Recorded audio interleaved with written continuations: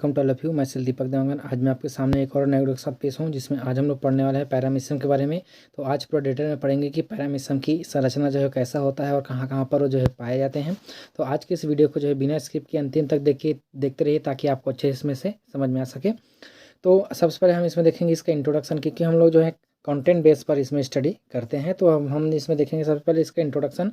तो इंट्रोडक्शन क्या होता है? तो इंट्रोडक्शन में देखो, ये जो है आपका प्रमुख एक कोशिकीय सिलिएट है। ठीक है, ये जो पैरामीशियम होता है वो एक कोशिकीय एनिमल होता है, जो कि सिलिएट होते हैं, जो कि आपका संघ प्रोटोजोआ में पाया जाने वाला एक जंतु है, जिसकी लगभग 8 जातियाँ हमारे पास जो है पाई जाती है, जिसमें से प्रमुख जाति हमारे पास जो है आपका पैरामीशियम कॉर्डेटम और पैरामीशियम जो ओलिलिया इसमें जो है वो होते हैं। ठीक है, जिसमें से सबसे ज़्यादा अध्ययन जो है आपका कॉर्डेटम जाति का जो इसमें करते हैं, और कॉर्डेटम जाति का अध्ययन हम विस्तृत रूप से इसमें करेंगे, क्योंकि जो कॉर्डेटम जाति है उसका आकृति सबसे बड़ा होता है। इसी कारण से इसकी स्टडी करना भी आसानी से हो जाता है, इसी कारण इसको जो है स्टडी किया जाता है। ठीक है, पैरामीशियम कॉर्डेटम। फिर इसमें आएगा हमारे पास जो है क्लासिफिकेशन। दूसरा नंबर का पॉइंट हमारे पास आ जाएगा इसका क्लासिफिकेशन। क्लासिफिकेशन में क्या बोलता है, इसका फाइलम होता है हमारे पास प्रोटोजोआ, सब फाइलम होता है हमारे पास सिलियोफोरा। सेकंड होता है हमारे पास क्लास, देखेंगे तो क्लास में इसमें आया है आपका सिलिएटा, और सब क्लास में इसमें आता है आपका होलोट्राइका। फिर ऑर्डर में आएगा हमारे पास जो है हिप्नोस्टोमेटाइडा। फिर उसके बाद जीनस आएगा हमारे पास पैरामीशियम, एंड जाति आएगा हमारे पास इसमें कॉर्डेट्स। ठीक है, तो जो है इस तरह से इसका क्लासिफिकेशन होता है। और आपको एग्जाम में भी एग्जाम में भी इसको क्लासिफिकेशन को आपको इसी तरह से लिखना है, और तिरछे लिखना है। ध्यान रहे आपको, ऐसा तिरछा इसमें जो है लिखते हुए इसमें जाना है, तभी वो सही रहेगा। ठीक है, अब उसके बाद इसमें देखेंगे इसके आगे हम लोग जो है कि इसमें जो इसका इंट्रोडक्शन, उसमें जो मतलब इसका क्लासिफिकेशन के बाद जो है अगला पॉइंट हमारे पास इसमें क्या आएगा, तो इसके बारे में हम थोड़ा सा लिखेंगे पैरामीशियम के बारे में। तो हेडिंग देंगे हम लोग पैरामीशियम के बारे में स्मॉल इसमें से जानकारी। तो हमारे पास आ जाएगा प्रोटोजोआ प्राणी, जो कि सिलिया की सहायता से इसमें गति करते हैं, सिलिएट कहलाते हैं। ठीक है, सिलिया के सहायता से इसमें मूवमेंट करने वाला या जो लोकोमोशन करने वाले को इसमें बोलते हैं आपके प्रोटोजोआ, या सिलिया के नाम से इसको जो जाना जाता है। और सिलिया के अलावा इसमें जो है 2 केंद्रक भी पाए जाते हैं। 2 प्रकार के इसमें केंद्रक होता है। पहला जो केंद्रक होता है इसको बोलते हैं आपका माइक्रो केंद्रक बोलते हैं, और दूसरा को बोलते हैं आपका माइक्रो केंद्रक। माइक्रो और माइक्रो केंद्रक 2 प्रकार के इसमें केंद्रक होते हैं। साथ ही इसमें जो डिवीजन होता है, मतलब इसका रिप्रोडक्शन हो जाए आपका संयुग बनाने के कंजुगेशन के द्वारा इसमें जो होता है। और इसकी जो आकृति होती है कि स्लीपर की आकृति, चप्पल की आकृति का जो है वो होता है, जिसके कारण से इसको जो है आपका स्लीपर एनिमल कुलाई के नाम से इसको जो है जाना जाता है। स्लीपर एनिमल कुलाई के नाम से इसको जानते हैं, क्योंकि इसकी जो आकृति हो तो चप्पल आकृति का होता है। अभी हम इसमें देखने वाले हैं। फिर उसके बाद होगा हमारे पास प्राप्ति के स्थान है, कहाँ कहाँ पर जिसमें पाया जाता है। तो ये संसार भर में जो है पाए जाते हैं, लेकिन अलवणीय जलयुक्त तालाबों, पोखरों, खाइयों, नदियों, झीलों में जो है वो पाए जाते हैं, जहाँ पर उन जलाशयों में ज़्यादा मिलते हैं जहाँ पर सड़ता हुआ कार्बनिक पदार्थ होता है। सड़ता हुआ कार्बनिक पदार्थ जहाँ पर होता है वहीं पर जो है सबसे ज़्यादा इसमें प्राप्ति के स्थान इसमें माना जाता है। क्योंकि जब हम एमएससी में थे तो एमएससी में हमारे पास टॉपिक था कि हमको पैरामीशियम कल्चर करना है। तो पैरामीशियम कल्चर के लिए हमको जो अलग अलग एरियाज से हमने पानी को इकट्ठा किए थे, जिसमें से हमको जो जहाँ पर सबसे सड़ा हुआ, यानी कि जो जहाँ पर कार्बनिक पदार्थ सड़ता हुआ हमको दिखाई देता है, वहीं पर हमको ये मिलता है। तो हमारे पास हमने 5-6 जगह से हमने सैंपल लिए थे, जिसमें से केवल 2 ही जगह के में हमको जो है पैरामीशियम की प्राप्ति हुई थी, और उसको हमने संवर्धन किया था, उसका पालन जो हमने किया था, कल्चर हमने उसको किया था, और बहुत सारे पैरामीशियम की उत्पत्ति हमने किए थे। ये रहा उसका स्ट्रक्चर, आप इसमें से देख पा रहे हैं पैरामीशियम की स्ट्रक्चर, क्योंकि ये जो स्लीपर से शेप का रहता है, आप इसमें देख पा रहे हैं कि ये चप्पल की आकृति का जो होता है। और इसके जो 2 इंड हमारे पास पाया जाता है। नीचे की तरफ जो इसको बोलते हैं आपका पोस्टीरियर इंड, ये उसका पोस्टीरियर इंड है। ऊपर की तरफ जो रहता है इसको बोलते हैं हमारे पास एंटीरियर इंड। ठीक है, और 2 इसमें रीजन होता है, ये उसका वेंट्रल रीजन होगा, ये उसके डॉर्सल रीजन होंगे। वेंट्रल भाग और डॉर्सल भाग 2 इसमें जो है भाग आपके पाए जाते हैं। और जो पैरामीशियम के चारों तरफ इसमें सिलिया होती है। तो आप इसमें से देख पा रहे हैं पूरा इसमें जो सिलिया आपका जो है हेयर लाइक स्ट्रक्चर इसमें आपको पूरी तरह से इसमें दिखाई दे रहा है। ये सारा जो है सिलिया है। सिलिया जो है जिस भाग से जुड़े हुए रहते हैं उसको बोलते हैं हमारे पास पेलिकल कहते हैं। पेलिकल मतलब कि आपको जो डार्क ग्रीन कलर में जो शो हो रहा है बाहरी आउटर मेम्ब्रेन, इसको बोलते हैं इसमें पेलिकल के नाम से इसमें जाना जाता है। और इसके जैसे अंदर हम आएंगे तो इसके अंदर में हमको क्या मिलेगा, साइटोप्लाज्म मिलेगा। साइटोप्लाज्म के अंदर जो है आपके बहुत सारे इसमें मिलेगा कॉन्ट्रैक्टाइल वोकिल्स रहेंगे, आपका न्यूक्लियस पे रहेगा। न्यूक्लियस के साथ साथ इसमें जो है आपका फूड वोकिल्स भी इसमें जो है वो पाए जाते हैं। ठीक है, यानी कि फूड वेसिकल्स इसमें होता है ना, और जिसकी सहायता से जो है वो फूड को अंदर की तरफ रखता है और पाचन करने के बाद उसको जो है बाहर वो निकाला जाता है। तो इसमें बहुत सारी इसका पूरा डिटेल स्ट्रक्चर हम पढ़ेंगे, आउटर स्ट्रक्चर और इनर स्ट्रक्चर दोनों स्ट्रक्चर को हम इसमें पढ़ने वाले हैं। पहला हमारे पास आएगा इसमें बाह्य स्ट्रक्चर या एक्सटर्नल स्ट्रक्चर। तो इसकी एक्सटर्नल स्ट्रक्चर किस तरह से होता है, तो सबसे पहले हम इसमें देखेंगे पहला हमारे पास आकार या साइज। तो पैरामीशियम जो है एक प्रकार का सूक्ष्मजीवी होता है, मतलब इसको माइक्रोस्कोप के द्वारा से इसको देखा जा सकता है। इसको खुली आंखों से भी देख सकते हैं, लेकिन हमको बिंदु नुमा हमको दिखाई देगा, क्लियर नहीं हो पाएगा कि वो पैरामीशियम है कि कोई स्पॉट है। ठीक है, तो इसीलिए जो है आपको माइक्रोस्कोप की सहायता से इसको देखने की आवश्यकता जो है वो पड़ता है। तो पैरामीशियम कॉर्डेटम जो है सबसे बड़ा जाति होती है, इसलिए इसकी जो लंबाई होती कितना है आपके पास 172 से जो है आपका 290 म्यू तक इसकी जो होती है। और जो है बेलनाकार शरीर भी हो सकता है। और इसका जो व्यास होता है, व्यास की कुल लंबाई कितनी होती है आपका 2/3 जिसकी जो है होता है। इसकी आकृति की अगर हम इसमें बात करें तो इसकी आकृति जो रहता है हमारे पास वो जो है स्लीपर के समान होते हैं, चप्पल के समान इसमें जो है वो पाया जाता है। और कहीं पर वह आपके जो स्पिंडल शेप के भी ये होते हैं। ठीक है, और ये जो है आपका स्थायी एवं जो है असममिति होता है, यानी कि ये सिमेट्रिकल होता है और स्थायी आकृति के जो है वो होते हैं, ये बदलने वाला नहीं, इसका आकृति जो है वो बदलता नहीं है। और ऊपर की तरफ जो है हमारे पास जो है 2 एरिया हमारे पास होता है, जिसके बारे में हमने बात किया था। ऊपर की तरफ आपके पाए जाएंगे एंटीरियर, नीचे की तरफ आपके पाए जाएंगे पोस्टीरियर, और इधर की तरफ होगा आपका वेंट्रल रीजन और इधर की तरफ आपका जो है डॉर्सल रीजन। तो 2 रीजन हमारे पास इसमें देखने को मिलेगा और इंड भी 2 हमको देखने को इसमें मिलेगा, एंटीरियर और पोस्टीरियर इंड। ठीक है, अब उसके बाद आएगा हमारे पास ओरल ग्रूव। तो ओरल ग्रूव पे हम इसमें देखेंगे तो वेंट्रल सतह पर देखो यहाँ पर शरीर के अधर या वेंट्रल सतह पर एक स्पष्ट तिरछा या छिछला जो है गर्त होता है, इसे जो है मुख खांच या ओरल ग्रूव कहते हैं। ठीक है, मुख खांच या ओरल ग्रूव कहते हैं, जो कि आगे जाकर क्या करेगा आपके जो है शंकु आकार का जो है इसमें तुम्बिका का इसमें यानी कि वेस्टिब्यूल्स जो है बनाता है। और आगे चलकर ये जो वेस्टिब्यूल्स होता है वो बकल कैविटी में खुलता है और इसमें जो है साइटोस्टोम्स है कहते हैं। ठीक है, तो आप इसमें से देख पा रहे हैं कि ये रहा उसका जो है ओरल कैविटी, ये रहा उसका ओरल कैविटी। तो इसमें जो है वो आपका ओरल ग्रू है ना। तो ओरल ग्रू जो है एक खांच का निर्माण करता है, जिसके द्वारा से भोजन जो है इसी के द्वारा अंदर हो जाता है। एक छिछला गर्त होता है, गड्ढा होता है, जो कि आगे जाकर आपका वेस्टिबुलम कहलाएगा। वेस्टिबुलम के बाद जो है सीधा सा आपको जो है साइटोस्टोम मिल जाएंगे, साइटोसोम मिलेगा। ठीक है, साइटोस्टोम मिलेगा और साइटोस्टोम आगे जाकर जो है आपका साइटोफैरिंक्स में ओपन होगा और सीधा से इसमें जो है आपके जो फूड वोकल्स इसमें जो है पाया जाता है उसमें वो ट्रांसफर वो कर दिया जाता है। ठीक है, अब आगे इसमें हम देखते हैं।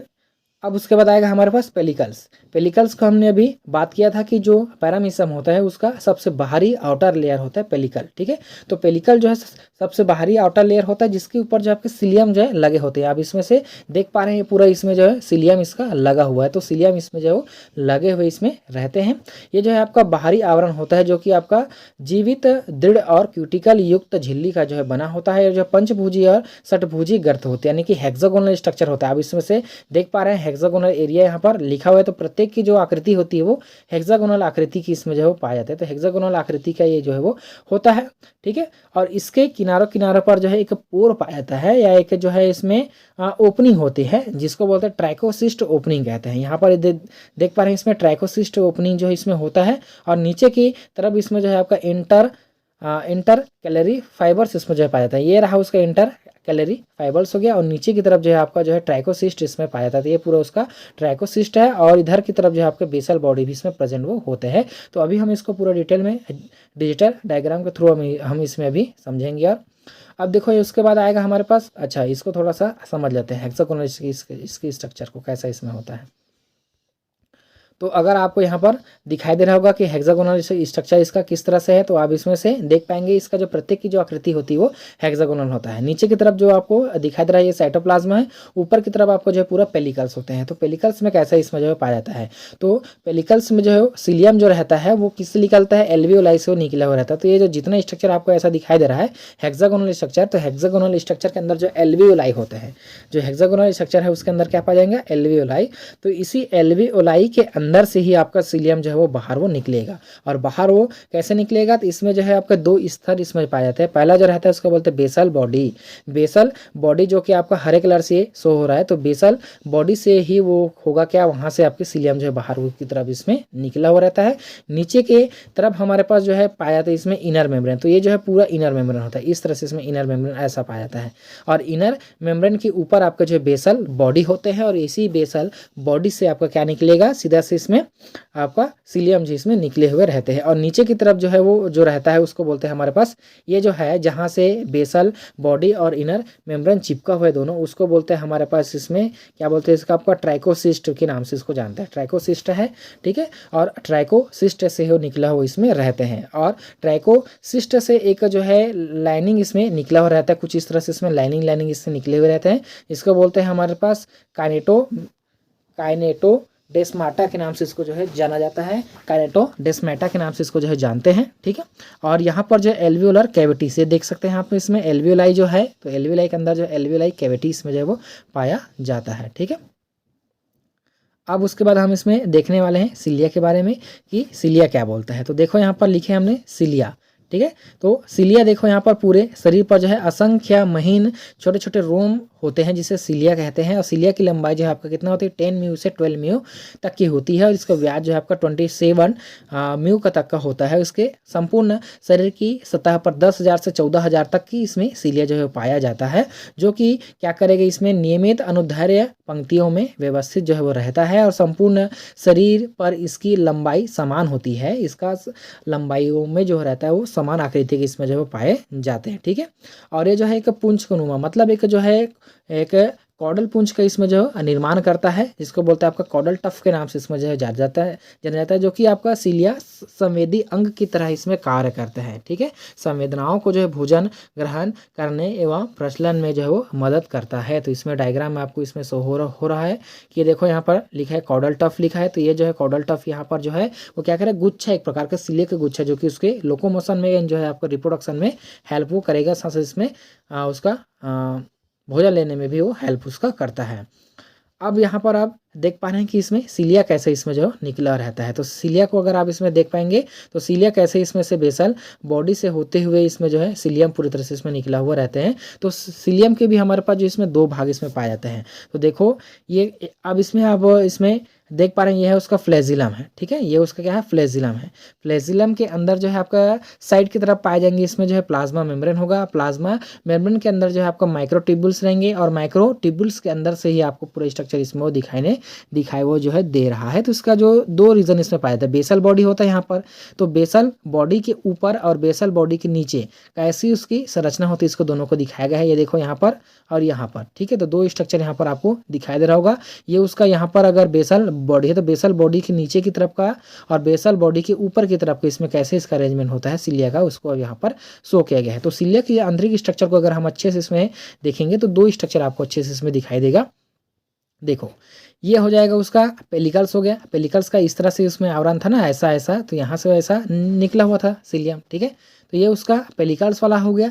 पेलिकल्स के ऊपर जो है वो किस तरह से इसमें है, तो पेलिकल्स के ऊपर आपको जो है इसमें लेयर आपको अलग अलग इसमें दिखाई देगा। सबसे बाहरी तरफ ये जो लेयर दिखाई दे रहा है आपको डार्क जो है आपका रेड कलर में जो है वो है हमारे पास जो है प्रोटोप्लाज्मिक मेम्ब्रेन, ये कहलाता है हमारे पास प्रोटोप्लाज्मिक मेम्ब्रेन।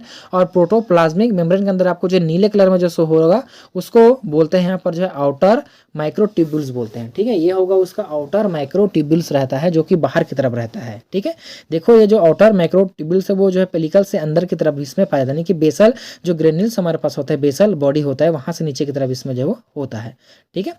तो अब उसके अंदर देखो, उसके अंदर जो है हमारे पास जो है इनर माइक्रोट्यूब्यूल्स भी होते हैं। इनर माइक्रोट्यूब्यूल्स या इनर शीथ के नाम से इसको जानते हैं, ठीक है। तो इनर माइक्रोट्यूब्यूल्स या इनर शीथ के नाम से जानते हैं। और यहाँ पर इसके सेंट्रल रीजन पर एक जो है आपका सेंट्रल ट्यूब्यूल्स इसमें निर्माण होता है, और इसके चारों तरफ जो आपके मैट्रिक्स भरे होते हैं। मतलब कि सीधा सा बात है, आपका आउटर माइक्रोट्यूब्यूल्स और इनर शीथ के बीच जो है का मैट्रिक्स इसमें जो है भरा हुआ फिलअप इसमें रहते हैं। अगर दोनों को यहाँ पर हम तोड़कर अगर अच्छे से इसमें देखेंगे तो दोनों में हमको क्या अंतर दिखाई देगा। तो देखो ऊपर वाले को हमने यहाँ पर कट किया, इस वाले जो सेक्शन उसको हमने कट किया है, तो हमको क्या प्राप्त हुआ, इसका जो आउटर माइक्रोट्यूब्यूल्स होता है और इनर शीथ रहता है, इसका अरेंजमेंट कैसा है, 9+2 अरेंजमेंट है। 9+2 अरेंजमेंट, मतलब जो आउटर माइक्रोट्यूब्यूल्स होगा वो 9 की संख्या में रहेगा और इनर जो शीत रहेगा वो 2 की संख्या में रहेगा। कैसे देखो यहाँ पर 1 2 3 4 5 6 7 8 और एक 9, ठीक है। तो 9 की संख्या में हमारे पास पाए जाते हैं इसमें क्या, आउटर ट्यूब्यूल्स, और उसी तरह से आउटर माइक्रोट्यूब्यूल्स, और अंदर की तरफ आपके जो है 2 इसमें इनर शीत होते हैं, ठीक है। तो इस तरह से इसका अरेंजमेंट कितना हुआ, 9+2, ठीक है। 9+2 के अरेंजमेंट इसमें होता है, 2 के अरेंजमेंट में वो होता है।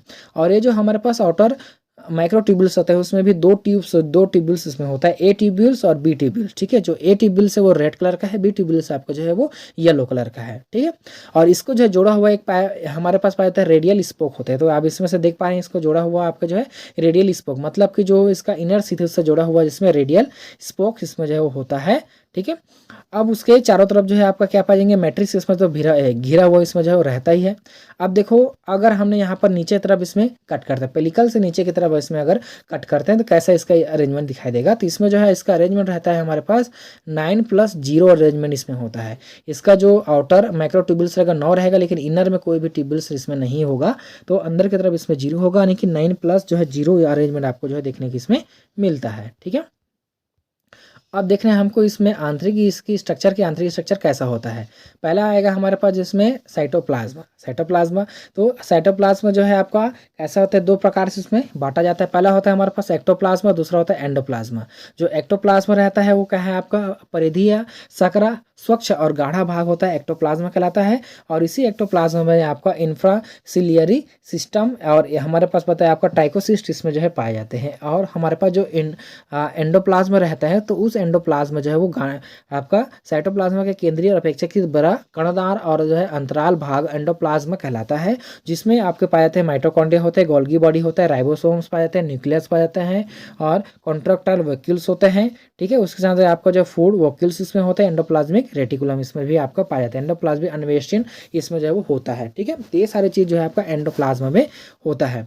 अब यहाँ पर अब इसको अब लिखा गया फिर से कि इंफ्रासिलियरी सिस्टम इसमें कैसे काम करता है। तो देखो यहाँ पर पेलिकर और एल्वियोलाई के नीचे जो इंफ्रासिलियरी सिस्टम जो है पाया जाता है, जो कि आपका बेसल बॉडी और कैनेटोडेस्मेटा का बना होता है, ठीक है। बेसल बॉडी और कैनेटोडेस्मेटा से मिलकर जो बना होता है, दोनों किस में देखना है कैनेटोडेस्मेटा और बेसल बॉडी क्या होता है। देखो यहाँ पर पहले लिखे है बेसल बॉडी। तो प्रत्येक सिलिया का आधार पर एक नली के समान रचना होती है, आधार पर एक नली के समान रचना होती है, जिसे आपका बेसल या जो है कैनेटोसोम कहते हैं। नलीनुमा इसमें स्ट्रक्चर होती है। तो अब इसमें से देख पा रहे हैं, देखो यहाँ पर जो है नलीनुमा स्ट्रक्चर इसमें आपको होता है। तो ये देखो इसमें नलीनुमा इसमें स्ट्रक्चर आपको दिखाई देगा इसी बेसल बॉडी में। और इसी बेसल बॉडी में आपका क्या निकलेगा, कैनेटोडेस्मेटा जो इसमें से नीचे की तरफ इसमें निकला हुआ रहता है, यानी कि ट्यूब लाइक स्ट्रक्चर का निर्माण वो करता है। इस तरह से इसमें ट्यूब का वो निर्माण इसमें करता है, ठीक है। ट्यूब का इसमें फॉर्मेशन वो कर रहा है। अब इसी ट्यूब के बाद इसमें आगे इसमें बोला गया है ना। और इसी कैनेटोसोम से आपका क्या निकलेगा, कैनेटोडेस्मेटा निकलेगा। और प्रत्येक बेसल बॉडी में सेंट्रियोल या उसकी उत्पत्ति होती है। जो इसका बेसल बॉडी होता है वो सेंट्रियोल का ही उत्पत्ति इसमें होता है। अब उसके बाद आएगा हमारे पास कैनेटोडेस्मेटा।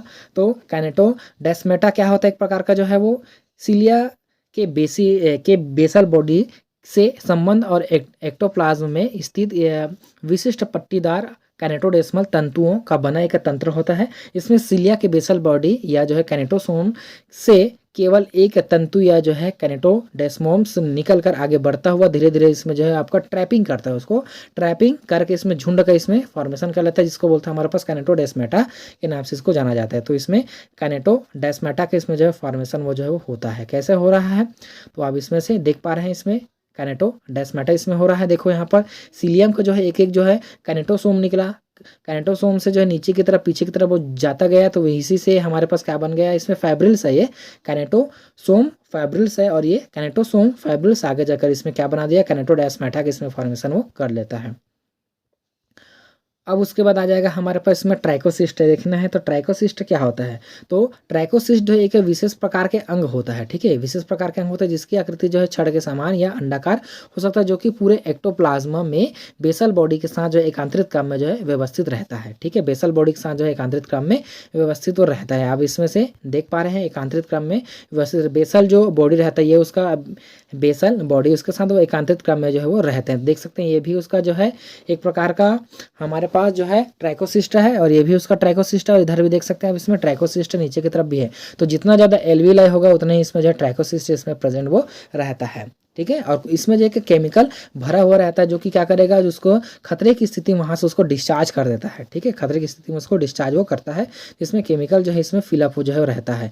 जब वो नॉर्मल स्थिति में रहता है तो नॉर्मल स्थिति में रहता है तो उसकी आकृति कितना रहता है हमारे पास, इसमें आकृति लिखा होता है नॉर्मल स्थिति में लगभग ये जो है आपका 4 म्यू लंबा होता है। ठीक है, नॉर्मल स्थिति में।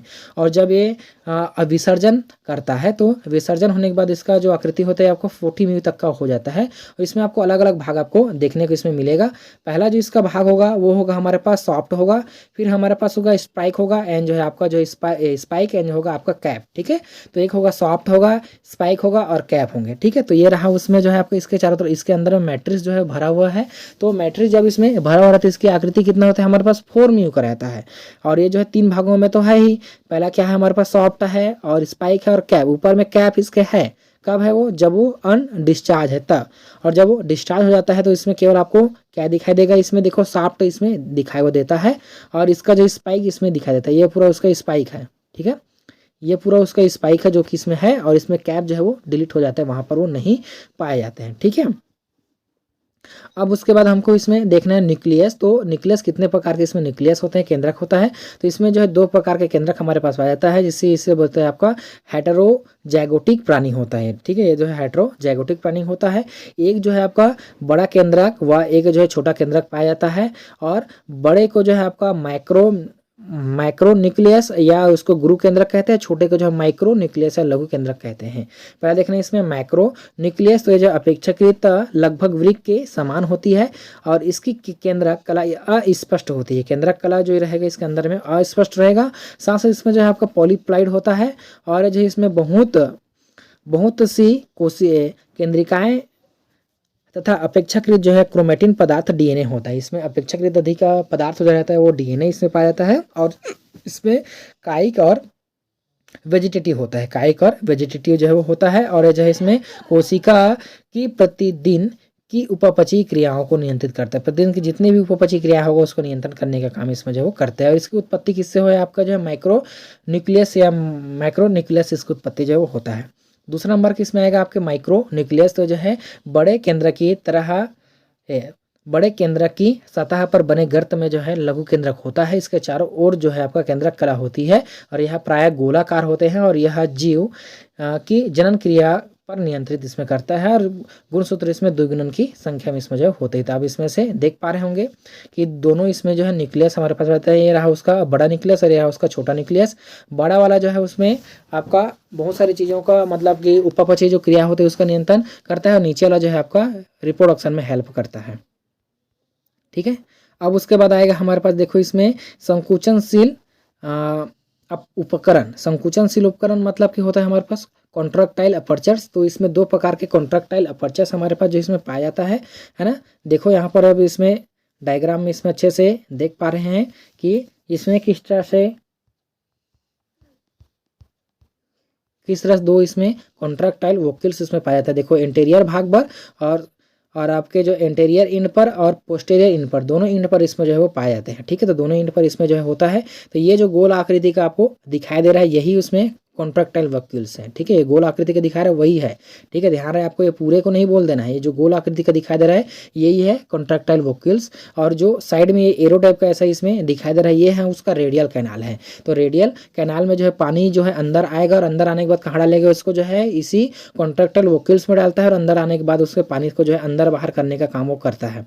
ठीक है, तो आप इसमें से देख पा रहे हैं कि इसमें कैसे इसमें जो है वो होगा। तो देखो यहाँ पर जो है नेफ्रेडियल टिब्यूल्स है। नेफ्रेडियल टिब्यूल जो है आगे जाकर इसमें खुलेगा आपका जो है फीडर कैनाल में और फीडर कैनाल जो है आपका रेडियल कैनाल में ओपन होगा। और ये जो रेडियल कैनाल होता है आपका कॉन्ट्रैक्टाइल वोक्यूल्स में जाकर ओपन होते हैं। और जब इसमें पानी पूरी तरह से फिलअप हो जाता है तो पानी फिलअप होने के बाद इसको बाहर निकलना है। तो बाहर निकलने के लिए फिर से कहाँ पर जाएगा, वो जो है वो रेडियल कैनाल में जाएंगे। रेडियल कैनाल से जाने के बाद वो एम्पुला वाला रीजन पर जाएगा और एम्पुला वाले रीजन से एक ट्यूब के थ्रू उसको बाहर कर देगा, जिसको बोलेंगे पोर फॉर इजेक्शन ऑफ वाटर। तो इसके थ्रू जो है इसको पूरी तरह से बाहर वो निकाल दिया जाता है। तो ये जो इसमें कॉन्ट्रैक्टाइल वोक्यूल्स इसमें पाए जाते हैं। ठीक है, अब देखो यहाँ पर इसमें आएगा हमारे पास जो है खाद्य वोकिल्स इसमें देखना है। तो इसमें देखो आपका एंडोप्लाज्म में अनगिनत खाद्य धानियाँ इसमें जो प्रचलन होती है, जिसका काम होता है आपका भोजन को जो है रखने का काम इसमें जो करता है। फिर आएगा हमारे पास इसमें ओरल अपर्चस। ओरल अपर्चस मतलब कि जो हमारे पास पाए जाते थे ना ओरल ग्रू, तो ओरल ग्रू में जो है कौन कौन से भाग इसमें जो है पाया जाता है, इसको हमको देखना है। तो ओरल ग्रू में जो है आपके अलग अलग इसमें आपका मेम्ब्रेन इसमें जो है प्रेजेंट होता है, ठीक है, उसके थ्रू जो है घिरा हुआ रहता है। सबसे पहले आएगा हमारे पास एंडोरल मेम्ब्रेन, ये रहा उसका एंडोरल मेम्ब्रेन होता है। एंडोरल मेम्ब्रेन के जो है नीचे हमारे पास पाया जाता है आपके साइटोस्टोम होते हैं, ठीक है, ये रहा उसका साइटोस्टोम हो गया। साइटोस्टोम जो है नीचे की तरफ जब इसमें आएंगे तो हमारे पास जो है दो इसमें जो है पेनिकुलाई होते हैं। पहला जो रहता है हमारे पास जो है इसमें बोलते हैं हमारे पास वेंट्रल पेनिकुलाई जो कि छोटा होता है, और डोर्सल पेनिकुलाई जो कि आपका लंबा आकृति का इसमें जो होता है। और नीचे की तरफ जो इसमें आएंगे हमारे पास जो है आपका कॉर्डलस इसमें जो है प्रेजेंट होता है। तो ये पूरा इसमें इस तरह से इसमें जो रहता है, जो कि भोजन को अंदर आने में जो है हेल्प करेगा। और नीचे की तरफ आपका जो साइटोफेरिंक्स होता है, ये उसका पूरा भाग जो है साइटोफेरिंक्स है, और नीचे की तरफ आपको फूड वोकल से जुड़ा हुआ इसमें रहता है, ठीक है। अब इधर जब हम लोग आएंगे आगे की तरफ तो देखो यहाँ पर जो है बेसल बॉडीसा, ये पूरा उसका बेसल बॉडीसा और बेस्टल बॉडीज के साथ जो आपका वेस्टिब्यूल्स होता है, और वेस्टिब्यूल्स के साथ इसमें जो है फाइब्रिलर नेटवर्क इसमें जो है प्रेजेंट वो पूरा तरीके से इसमें होता है। और यहीं से आपका क्या करेगा, आपका साइटोफाइजी होता है, जो कि भोजन को जो है बाहर निकालने का काम इसमें जो है करेगा, यानी कि अनपचे जो भोजन होता है या डाइजेस्टेड जो भोजन होता है, यानी कि जो अनवांटेड भोजन होता है, मल होता है, उसको बाहर निकालने का हेल्प इसमें करता है, वही काम उसका करता है। अब आएगा हमारे पास इसमें साइटोफाइजी देखना है। तो साइटोफाइजी क्या होता है हमारे पास, साइटोफेरिंक्स से कुछ पीछे तथा दाहिनी ओर जो है हटकर एंडोप्लाज्मा और पेलिकल का एक छोटा भाग होता है, जो कि निर्बल होता है और मल त्याग का काम इसमें जो है वो करता है, ठीक है। इस तरह से इसमें जो है आपका मल त्याग के लिए स्थायी छिद्र बनाकर इसमें जो है रखता है। तो आप इसमें से देख पा रहे हैं कि इसमें मल त्याग के लिए इसमें वो भाग इसमें पाया जाता है, इसको साइटोफाइजी के नाम से इसको जो है जाना जाता है। तो ये था पूरा हमारे पास इसका स्ट्रक्चर की पैरामीशियम की जो है स्ट्रक्चर किस तरह से होता है। आई होप आज का जो हमारा वीडियो आपको पसंद आया होगा। तो देखते रहिए हमारा यूट्यूब चैनल। धन्यवाद, थैंक यू।